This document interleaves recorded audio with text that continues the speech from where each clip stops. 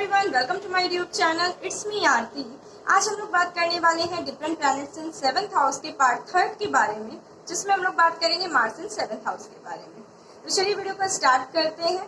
साथ ही वीडियो में अगर आप नए हैं तो चैनल को सब्सक्राइब कर दीजिए, साथ ही में अपने फ्रेंड्स सर्कल में शेयर भी कर दीजिए ताकि उनको भी इस बारे में पता चल सके। तो चलिए वीडियो को स्टार्ट करते हैं।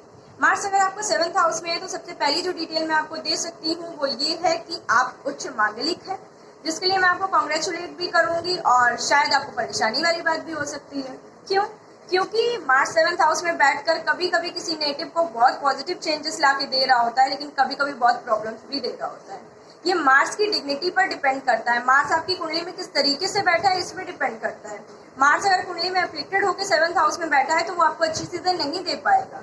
जैसे मैं आपको एक एग्जाम्पल दूं, एग्जाम्पल्स बहुत से हो सकते हैं बट मैं आपको एक एग्जाम्पल दे रही हूँ। अगर आपका मार्स जेमिनाई साइन में बैठा है, वो भी आद्रा नक्षत्र में बैठा है, तो वो मैरिड लाइफ में बहुत बवाल लेके आएगा। साथ ही में आपके करियर को भी इन्फ्लुएंस करेगा। बिना बात के आपको चिड़चिड़ापन हो सकता है, गुस्सा आ सकता है। मैरिड लाइफ में तो ये चीजें बहुत एक्सट्रीम पे चली जाएंगी, लेकिन करियर में भी यही चिड़चिड़ापन आपको देखने को मिलेगा।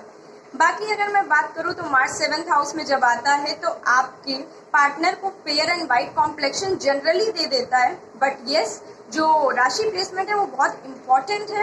एंड ऑल्सो जो हाइट होती है वो मीडियम होती है, बट अगेन मैं बोलूंगी कि राशि प्लेसमेंट बहुत इम्पोर्टेंट है। तो आप मुझे कमेंट्स में बता सकते हैं कि आपका मंगल किस राशि में है, ताकि मैं आपको ये चीज़ क्लियर कर सकूं कि बाकी चीज़ें क्या होंगी आपकी लाइफ में। मार्स अगर आपका 7th हाउस में आ जाता है तो यहाँ पर आप देखेंगे कि जो पर्सन है वो काफ़ी ज़्यादा आउटस्पोकन होता है। किसी भी चीज़ में इनिशिएटिव लेना उसकी आदत होती है, कंट्रोल लेने की आदत होती है। जैसे कि एक चीज़ आप सुनते आए हमेशा से कि मांगलिक की शादी मांगलिक से अगर नहीं होती है तो सामने वाला पर्सन जो नॉन मांगलिक पर्सन होता है उसकी डेथ हो जाती है। देखो पहले ऐसा होता भी था बट अब ऐसा नहीं है। बट इसका मतलब ये नहीं है कि आप नॉन मांगलिक से शादी कर ले जाके, बट अगर आपकी हो गई ये शादी तो आप क्या करेंगे, या फिर आप किसी के साथ रिलेशनशिप में हो तो आप परेशान हो तो क्या करोगे। तो सिंपल सी बात ये है कि अगर आपका मार्स 7th हाउस में आप उच्च मांगलिक हैं, आपका पर्सन नहीं है मांगलिक, तो जनरली क्या होगा, बिहेवियर में काफी डिफरेंस आएगा। लाइक आपका जो सोचने का तरीका है, मान लीजिए आपके लिए रोमांस वगैरह इतना इंपॉर्टेंट नहीं है अगर आप अपने काम में इंडल्ज हो, लेकिन नॉन मांगलिक पर्सन तो नॉर्मल पर्सन है तो वो अपने तरीके से सोचेगा। तो जो बेसिक रीजन है, जो मैं आपको रीजन बता रही हूँ कि क्यों नहीं करनी है, क्योंकि बिहेवियर में बहुत ज्यादा डिफरेंस होगा। आप चला नहीं पाओगे, प्रॉब्लम आएगा। पहले जो बोल दिया जाता था कि डेथ ही हो जाती है, वो तो बहुत एक्सट्रीम लेवल पे बोल दिया जाता था, इतना नहीं होता है, लेकिन बिहेवियर लेवल पे इतना डिफरेंस होता है कि प्रॉब्लम बहुत ज्यादा आती है। तो अगर आप एक मांगलिक पर्सन से ही शादी करते हैं तो जो आपका थॉट प्रोसेस है और जो दूसरे पर्सन का थॉट प्रोसेस है वो दोनों सेम होंगे, इस वजह से प्रॉब्लम ही नहीं आएगा, तो मैरिज अच्छी चलेगी। तो लोगों ने कंक्लूजन ये निकाल दिया कि मांगलिक नॉन मांगलिक की कराने से प्रॉब्लम आता है, मांगलिक की कराने से अच्छा रहता है, जबकि वो थॉट प्रोसेस की चीज है और कुछ भी नहीं है। आप अगर मांगलिक पर्सन को देखेंगे तो मांगलिक पर्सन बहुत एक्सट्रीम पर्सन होता है।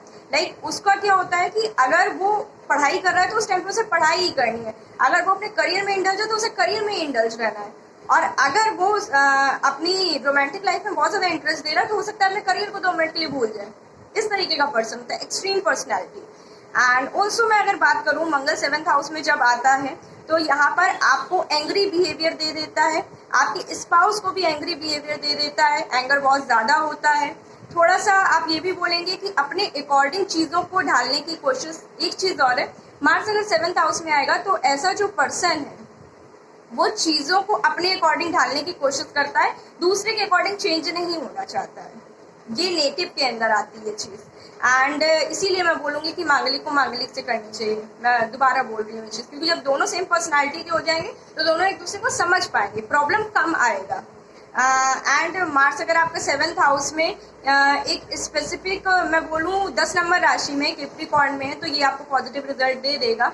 अगेन मैं बोलूंगी कि बाकी प्लेसमेंट्स देखनी जरूरी है। सिर्फ और सिर्फ मार्च 7th हाउस से सारी चीजें तो डिसाइड नहीं हो सकती हैं, बट फिर भी आपको एक जनरल ओवरव्यू देना जरूरी है, तो वो मैं आपको दे रही हूँ। मार्च 7th हाउस में यहाँ पे आ जाएगा तो आप देखेंगे कि आपका जो स्पाउस यहाँ पे होने वाला है वो आपके लिए काफी ज्यादा प्रोटेक्टिव होगा, बहुत प्रोटेक्टिव होगा। बट अब अगर मंगल अच्छा बैठा है तो जो प्रोटेक्टिव है वो प्रोटेक्टिवनेस में ही रहेगा। लेकिन अगर यहाँ पे मंगल खराब ढंग से बैठा हुआ है तो वो पॉजिटिवनेस में चला जाएगा, इनसिक्योर हो जाएगा आपका पर्सन, जो कि अच्छी चीज नहीं है, कलेश लेके आएगा। यहाँ पर बेडरूम फाइट्स भी देखी जाती हैं। लाइक आप लोग बहुत अच्छे से मोमेंट स्पेंड कर रहे हो, अचानक से आप पे झगड़ा हो गया, आउट ऑफ द सडन आपको समझ ही नहीं आएगा कि लड़ाई हुई कैसे। तो ये सारी चीजें होती हैं, आप समझ पा रहे होंगे। बाकी नेक्स्ट वीडियो में बात करेंगे नेक्स्ट प्लैनेट के बारे में। तब तक के लिए thank you so much, bye bye.